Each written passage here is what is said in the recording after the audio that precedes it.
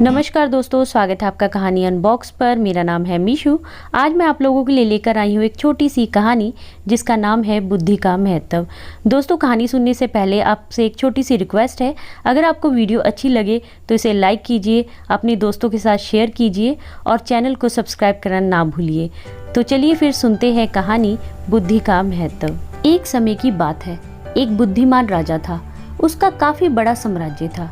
उसके राज्य में प्रजा हर तरह से खुशहाल थी।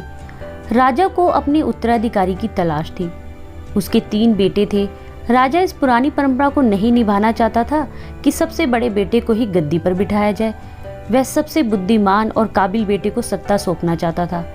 इसलिए राजा ने उत्तराधिकारी के लिए तीनों की परीक्षा लेने का फैसला किया। राजा ने तीनों बेटों को अलग अलग दिशाओं में भेजा।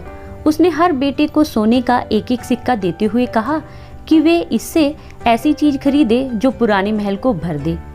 पहले बेटे ने सोचा कि पिता तो सटिया चुके हैं, इस थोड़े से पैसे से इस महल को किसी चीज से कैसे भरा जा सकता है।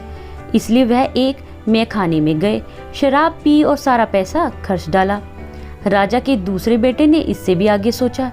वह इस नतीजे पर पहुंचा कि शहर में सबसे सस्ता तो कूड़ा कचरा ही है, इसलिए उसने महल को कचरे से भर दिया। तीसरे बेटे ने 2 दिन तक इस पर चिंता मनन किया कि महल को सिर्फ एक सिक्के से कैसे भरा जा सकता है। वह वाकई कुछ ऐसा करना चाहता था जिससे पिता की उम्मीद पूरी होती हो। उसने मोमबत्तियां और लोबान की बत्तियां खरीदी और फिर पूरे महल को रोशनी और सुगंध से भर दिया। इस तीसरे बेटे की बुद्धिमानी से खुश होकर राजा ने उसे अपना उत्तराधिकारी बनाया। तो दोस्तों, इस कहानी से हमें यह सीख मिलती है कि बुद्धि से कुछ भी पाया जा सकता है और बिन बुद्धि इंसान इस धरती पर जानवर के समान है।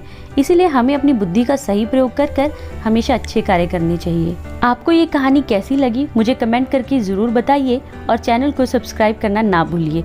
मिलेंगे एक नई कहानी के साथ। कहानी सुनने के लिए धन्यवाद।